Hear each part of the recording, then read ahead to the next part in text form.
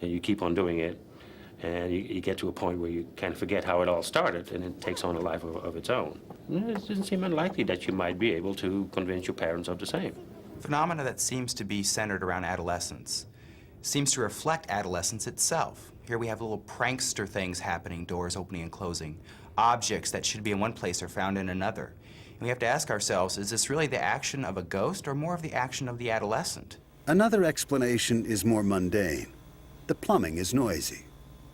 Old plumbing systems in particular, but plumbing systems in general, can transmit voices.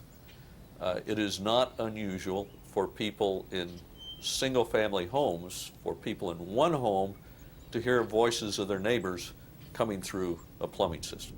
There is also a scientific explanation for the strange way the Walker's Gate at the farm's entrance occasionally opens when a car approaches it. As the wind tries to go around a solid body like a car or a building or something like that, the wind sort of piles up behind it, and as it tries to go around, it speeds up. So if you drive up to something like a gate, the wind coming around the car will speed up, and that can put more force on the gate and cause the gate to have the appearance of opening up automatically. The Walkers still believe they are at the center of paranormal activity, and the girls, for their part, strongly defend their beliefs. I would say, if you think I'm nuts, then you can come over to our house and you'll think you're nuts too.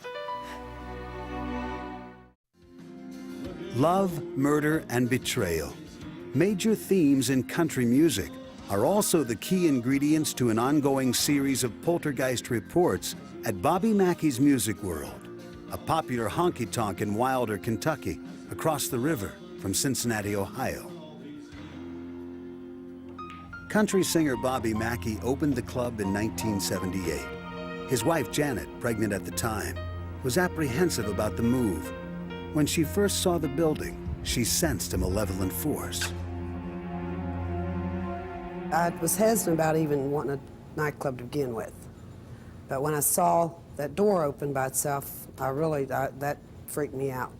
But when we got inside, the lights kept coming on and off by themselves, and I could hear people talking.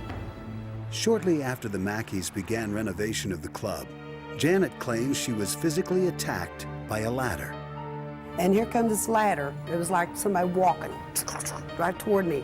And then when it got almost right directly toward me, in front of me, it started falling toward me.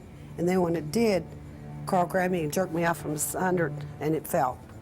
And if I hadn't stopped and done what I'd done, got her out of the way, that ladder had marched up and actually tipped over by itself. I could not find an explanation for that. I know there was something evil here. In the 1930s, a woman named Johanna committed suicide here after the murder of her lover, a singer named Robert Randall. Local folklore held that she haunted the building, searching for her slain lover. Intrigued by all the reports of this evil presence, author Doug Hensley began researching the Mackey story and discovered information about club owner Bobby Mackey, linking him to the ghost of Johanna. When Bobby Mackey was born, his mother named him Randy Mackey, not Bobby Mackey, Randy Mackey. His baby book today still says Randy's baby book on it. She suddenly changed his name to Robert Randall Mackey.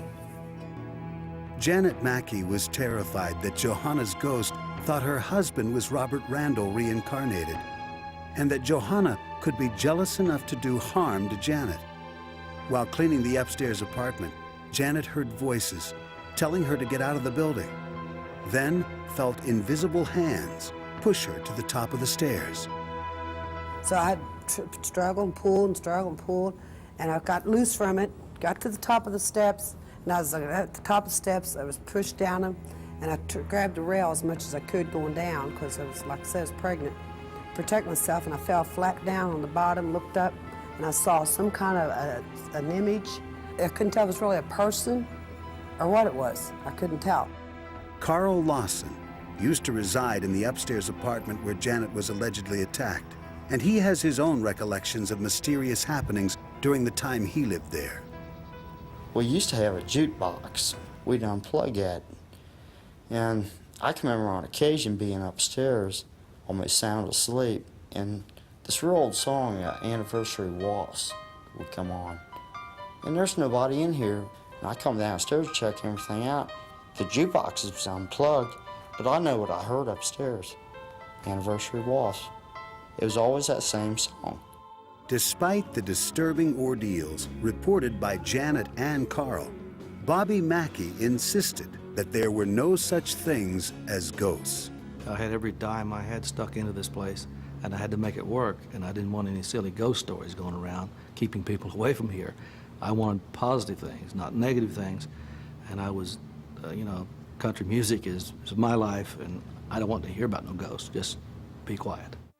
Janet Mackey remained steadfast in her belief that something dangerous lurked in the shadows of Bobby Mackey's music world. When I was by myself, that's when I was really, really scared. But now I can feel it in the air. I can feel her tension around me. I can feel her, you know, her vibes and stuff like that. I can tell she's around somewhere, and she doesn't want me around. Inspired by Janet's obsession with the ghost, every night, Bobby performs his biggest country hit, Johanna. Johanna, Johanna, what are you in here? Looking for a lover after all these years. Johanna is not the only ghost said to be haunting the club. One of northern Kentucky's most notorious murders took place near the site. In 1896, two men, Alonzo Walling and Scott Jackson, killed Scott's pregnant girlfriend, Pearl Bryan. They allegedly buried Pearl's head in the basement well, perhaps hoping it would be washed out through the drain and into the nearby Licking River. Legend held that the ghosts of Alonzo, Scott, and Pearl could be heard walking and arguing throughout the club. Bobby Mackey's chief of security thinks he once heard one of their arguments while investigating a possible burglary with a fellow officer.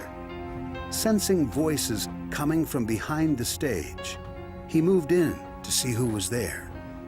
So the officer on the left got up on stage, went through the door. I came to the right, went through the other door. We checked. There's no one behind that stage.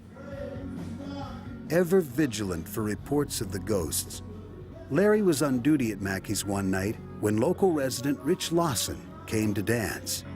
The night Rich unexpectedly became part of the legend.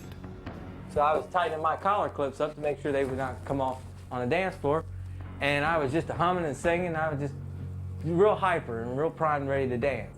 And a garbage can right beside the wash basin was sitting there, and it took violently off and slammed right up against the partition wall of the commode. And I turned around real violently, you know, wondering who's gaming with me or what's going to happen. What Rich saw shocked him. There before him stood the image of a man dressed in clothes from the turn of the century, complete with handlebar mustache. He never hit me, never punched me or nothing. But the bathroom was so hot, I was just trying to gasp for breath, and I was trying to get out of this bathroom, and I made it to the hallway in the bathroom. And I just got so weak, and I went completely unconscious. Larry Hornsby heard the commotion and found Rich's near lifeless form on the floor. When Rich awoke, he was terrified. He said he seen a figure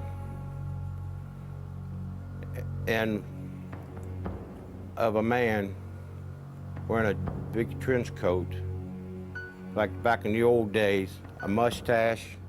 When shown photos of Alonzo Walling, Rich recognized him as the man he had just seen. Even more frightening, he recognized the face of someone else in a photo of Alonzo and Scott's hanging. On the gallows in 1897, there's a judge and a preacher. I take my hat off, I resemble that preacher standing on the gallows holding the Bible. Though Rich continued to be haunted by his experience, and he is aware of some kind of danger at Bobby Mackey's, he refuses to back down. I got this feeling that the evil here wants me away. I'm intruding on them or something like that, and they're trying to push me away. I'm not going to leave, because I love country music, and Bobby Mackey's a great country music singer, and I'm a danceaholic. I love to dance. While Rich thought he was a target of malicious intent,